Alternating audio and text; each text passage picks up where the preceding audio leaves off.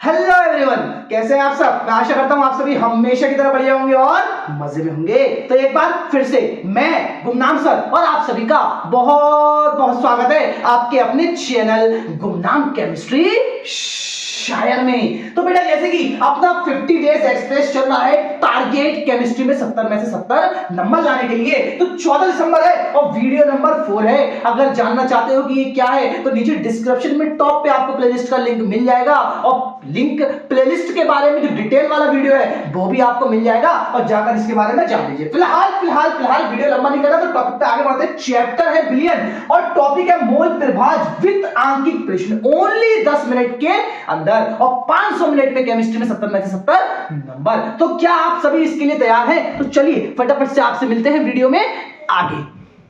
तो देखिए बेटा, मोल त्रिभाज क्या होता है चुटकियों में नहीं पढ़िएगा। देखो मोल त्रिभाज को मोल अंश भी कहते हैं। गारंटीड आएगा इस साल यूपी बोर्ड की परीक्षा में। तो देखो और यूपी बोर्ड के साथ साथ और बोर्डों में भी आएगा।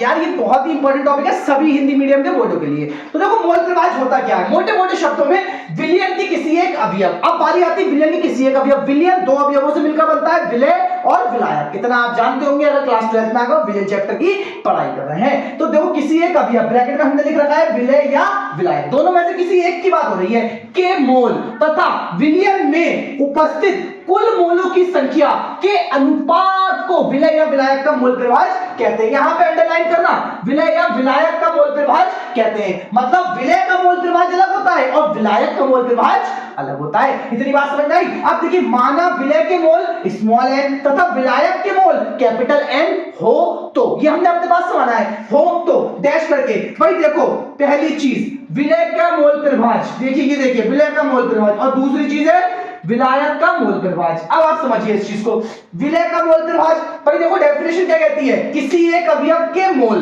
तो हमने विलय का पहले निकाला, तो विलय के मोल हमने स्मॉल एन माना तो ऊपर स्मॉल एन रख दिया, तथा बोला है उपस्थित कुल मोलों की संख्या। अब विलयन में जो कुल मोल, देखो विलयन दो चीजों से मिलकर बना, विलय और विलायक। तो विलयन के जो कुल मोल होंगे वो भी तो विलय और विलायक के योग के बराबर होंगे ना। तो विलय का माना है एन, विलायक का माना है कैपिटल एन। तो भैया इन दोनों का योग के अनुपात को, तो भैया अनुपात के लिए नीचे इन दोनों का योग रख दिया, तो एन अपॉन में एन प्लस एन। अब जब विलायक का निकालेंगे तो विलायक के हमने माने कैपिटल एन, तो विलायक के मोल को ऊपर रख देंगे और एन प्लस एन नीचे लगा जाएगा। इस तरीके से आपके विलय और विलायक दोनों का मोल त्रिभाज निकल आएगा। ये तो हो गया मोटे मोटे शब्दों में मोल त्रिभाज। इतना ही आपको लिखना है अगर एग्जाम में आता है। अब मोल त्रिभाज के बारे में आपको नोट के अंदर ना 3 बातें पता होनी चाहिए। पहली बात पता होनी चाहिए मोल।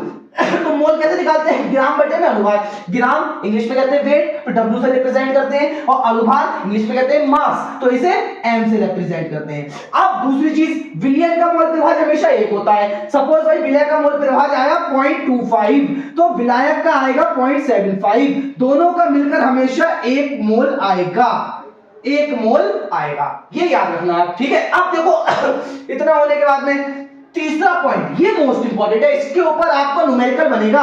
परसेंट वाला ही न्यूमेरिकल आता है एग्जाम में ज्यादातर। तो यदि परसेंट आ जाए तो परसेंट को दो तरीके से लिखेंगे। परसेंट में दो चीजें गिवन होती हैं, एक स्मॉल डब्ल्यू एक कैपिटल डब्ल्यू। स्मॉल डब्ल्यू होता है विलय का ग्राम में भार और कैपिटल डब्ल्यू होता है विलायक का ग्राम में भार, ठीक है। आप देखो भाई विलायक का भार, तो ये जो होता है ना स्मॉल डब्ल्यू कैसे निकालते हैं, दिया गया अंक ही स्मॉल डब्ल्यू होता है, और जो कैपिटल डब्ल्यू निकालते हैं वो निकालते हैं 100 माइनस दिया गया अंक। सपोज जैसे कि ना 10% आ गया तो इसमें से दो चीजें निकालेंगे, स्मॉल डब्ल्यू ये तो दिया गया अंक होता है, तो स्मॉल डब्ल्यू तो आ जाएगा आपका 10 ग्राम, और जब हम निकालेंगे कैपिटल डब्ल्यू तो 100 माइनस 10 कर देंगे तो ये आ जाएगा आपका 90 ग्राम। इस तरीके से निकालेंगे फॉर एग्जाम्पल के तौर पर, ठीक है। तो परसेंट वाला क्वेश्चन ही आता है, तो एक क्वेश्चन में आपको इसका इन 10 मिनट के अंदर डेफिनेशन के साथ साथ एक क्वेश्चन परसेंट वाला, एक क्वेश्चन आपको करने के लिए भी दूंगा, तो जल्दी से आप पहले से नोट कर लीजिए जरा। हो गया बेटा, चलिए आगे बढ़ते हैं। देखो बेटा पहला क्वेश्चन ये है आपका, भार अनुसार 25% ग्लिसरॉल के जलीय विलयन में ग्लिसरॉल का मोल त्रिभाज ज्ञात करें। ऐसा क्वेश्चन है ना जो ज्यादातर बोर्ड परीक्षा में पूछा जाता है, सेम थ्योरी के साथ में पूछा जाता है। अब देखो यार अगर आपने इसका सीख गए तो यार परसेंट कोई मैटर नहीं करती है, 25% हो 30% हो आप परसेंट वाले सॉल्व कर लोगे, ठीक है। तो देखो भाई मैं आपको इसको सॉल्व करवाता हूं। देखो भाई एक चीज सॉल्व करने से पहले आपको पता रखना है विलयन जो होता है दो चीजों से मिलकर बनता है, विलय और विलायक। ठीक है, विलय और विलायक। विलय जो होता है वो हमेशा कम मात्रा में होता है और विलायक जो होता है वो हमेशा ज्यादा मात्रा में होता है। अब यहां पर देखो बोला 25% ग्लिसरॉल के जलीय विलयन में, मतलब यहां पर ग्लिसरॉल जो है वो विलय है और जल जो है वो विलायक है। क्यों? क्योंकि इसका बोला है 25%, तो ये रह गया 75%। समझ में आई बात समझ में आई? तो यहां से अपना क्वेश्चन बनेगा। अब देखिए हल करते हैं भाई। 25%, मैंने बोला था अगर परसेंट आ जाए दो चीजें निकालेंगे, small W capital W. Capital W, small W जो है वो विलय का ग्राम में भार और कैपिटल डब्ल्यू जो है वो है विलायक। और विलय कौन है यहाँ पर? ग्लिसरॉल। यहाँ पे ग्लिसरॉल लिख लीजिए और इसके ब्रैकेट में लिख लीजिए H2O। ठीक है, अब देखो मैंने बोला था स्मॉल डब्ल्यू यही होगा 25 ग्राम, क्योंकि दिया गया अंक होता है, और ये हो जाएगा 100 माइनस 25 ग्राम जो कि हो जाएगा 75 ग्राम। इस तरीके से आप दोनों चीजें निकालेंगे। अब हमें भाई देखो निकालने के लिए H2O का अणुभार भी पता होना चाहिए जो कि कैपिटल M होगा हमारे अकॉर्डिंग, और हमें ग्लिसरॉल का अणुभार भी पता होना चाहिए। ठीक है, जो कि हमारे लिए होगा स्मॉल m, क्योंकि ये विलय, विलय के स्मॉल m और विलायक का कैपिटल M। अब इतना होने के बाद में देखिए भाई H2O, देखिए O का परमाणु भार होता है 16 और H का होता है 1। दो H है तो 2 और 16, तो 16 और 2 18, इसका तो आ गया 18। ग्लिसरॉल, ग्लिसरॉल का फॉर्मूला आपका होता है, ये होता है CH2OH, CHOH और CH2OH, ये होता है आपका ग्लिसरॉल। देखिए इसमें O और H तो है और कार्बन का होता है 12। ठीक है, ये चीज।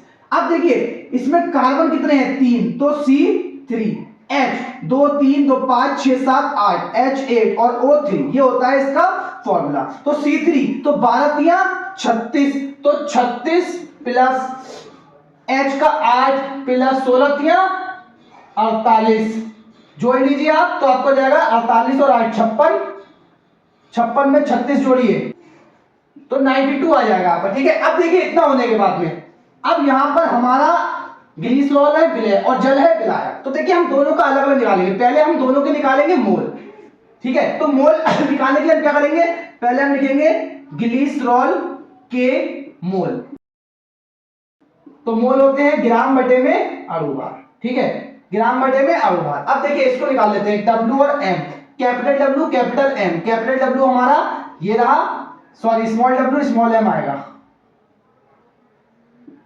ठीक है, अब देखिए स्मॉल W कितना है? 25, और इसका अणुभार कितना है ग्लिसरॉल का? 92।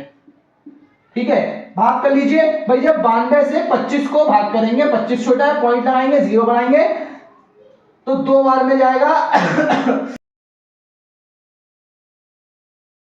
ठीक है, घटा लीजिए, 10 में से 4 गए 6 बचे, 15 में से 8 गए 7 बचे, पॉइंट लगा हुआ है तो आपको हो जाएगा 0।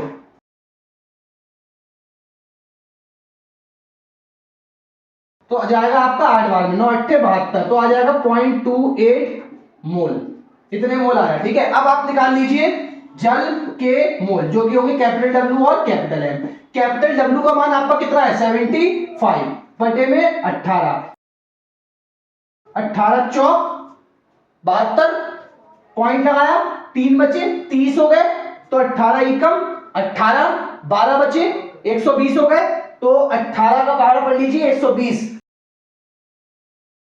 6 बार में जाएगा। ठीक है, अब देखिए दोनों के हमारे पास मोल आ गए, हमारे पास विलय के मोल भी आ गए, हमारे पास विलायक के मोल भी आ गए। अब हमें किसका मोल निर्वात निकालना है? हमें निकालना है ग्लिसरॉल का। तो हम लिखेंगे ग्लिसरॉल का मोल प्रभाज। देखो अभी पीछे पड़ा, जिसका मोल प्रभाज निकालते हैं उसके मोल ऊपर और दोनों के मोल को नीचे रख के जोड़ देते हैं। तो ग्लिसरॉल का निकालना है, तो ग्लिसरॉल के मोल अभी हमने निकाले 0.28, ये रखेंगे ऊपर, और 0.28 प्लस में दूसरे वाले के मोल 4.16। देखो 0.28 का 0.28 रहेगा, आप नीचे वाले को जोड़ लीजिए। तो यहां पर साइड में देखिए जोड़ लेते हैं इसे, इधर को देखिए क्या है आपका है 0.28 और 0.164, 8 से 14 हासिल 1 2 3 और 1 4, 0.4, तो आपको अभी नीचे 4.44। आप इतना ही लिख के छोड़ दीजिए या फिर आगे कैलकुलेट कर लीजिए। ये हो गया बेटा आपका पहला क्वेश्चन। आप जल्दी से नोट करिए, फिर मैं आपको एक क्वेश्चन इस तरीके करने के लिए देता हूं। हो गया बेटा, चलिए आगे बढ़ते हैं। देखिए बेटा दूसरा क्वेश्चन आपको आज इस क्लास का last question HDMI super duper most important question है और ये क्वेश्चन मैं आपको सॉल्व करना, मैं सॉल्व करूंगा, आप इसको सॉल्व करिए और इसका आंसर मुझे कमेंट सेक्शन में बताइए, मैं भी तो देखूं किसने सॉल्व करा और किसने नहीं किया है। ठीक है, अगर आप अच्छा आंसर लाते तो मैं यार आप सीख गए और आप एग्जाम में अच्छे नंबर ला सकते हो। मुझे दिखाकर कुछ नहीं होने वाला, बस आपको एग्जाम की तैयारी करनी है, नहीं तो जो प्रैक्टिस करेगा वो अपने भले के लिए करेगा। तो देखो क्वेश्चन क्या है, 6% यूरिया के जलीय विलयन में यूरिया का मोल प्रभाव ज्ञात कीजिए। देखो यहीं पर एक बात आ गई यूरिया का जलीय विलयन, मतलब जो यहाँ पर विलयन है वो यूरिया और जल दो चीजों से मिलकर बना है। मैंने अभी आपको बताया विलयन होता है विलय प्लस विलायक, बताया मैंने पीछे आपको, और विलायक जो होता है वो ज्यादा वाला और विलय जो होता है कम वाला। 6% यूरिया मतलब 94% जल है, तो जल का परसेंट ज्यादा है और इसका परसेंट कम है, तो ये विलय और ये विलायक। यूरिया का फॉर्मूला आपका ये होता है NH2CO NH2, ठीक है। N का परमाणु भार होता है 12, N का होता है 14, C का होता है 12, H का होता है 1 और O का होता है 16। यहां से आप अणुभार निकालिए और क्वेश्चन कैलकुलेट करिए और आंसर लेकर आइए, ठीक है बेटा। और आज के लिए इतना ही, फिर आपसे मुलाकात होगी एक नए और धमाकेदार वीडियो के साथ।